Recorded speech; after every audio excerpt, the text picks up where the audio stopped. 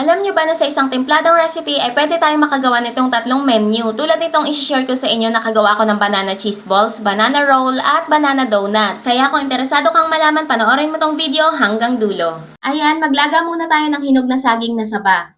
After ilang minutes, check natin kapag malambot na okay na yan, hanguin na natin.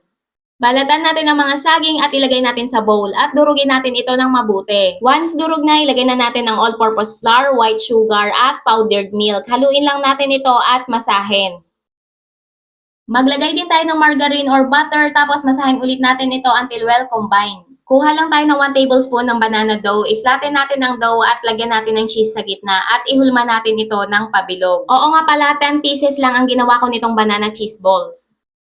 Next step, magbati tayo ng isang pirasong itlog at kailangan din natin ng breadcrumbs. I-coat natin dito yung ginawa natin kanina, ganun din sa breadcrumbs.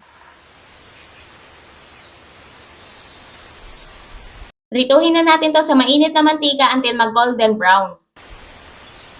Ayan, golden brown na, hanguin na natin to at itabi muna. Gawin naman natin ang banana roll, kuha lang tayo ng dough at i-flatten natin. Saka natin ilagay ang cheese at ihulma natin ito ng pahaba. Kaya dapat pahaba din ang hiwa nyo ng cheese dito. At ayan, ganito dapat siya. At i-coat din natin ito sa breadcrumbs. Prituhin lang din natin to until mag-golden brown. Ayan, kapag ganito na ang kulay, pwede na rin itong hanguin. Itabi din muna natin to. At ang huli, gawin naman natin ang banana donuts. Kuha lang tayo ng dough at bilugin. Saka natin butasan sa gitna para ma-achieve natin ang donut shape, tulad nito. Prituhin lang din natin to until maluto or mag-golden brown. After ilang minutes, luto na ang mga banana donuts, hanguin na natin to. Maglagay tayo ng powdered milk at i-coat natin dito ang mga donuts.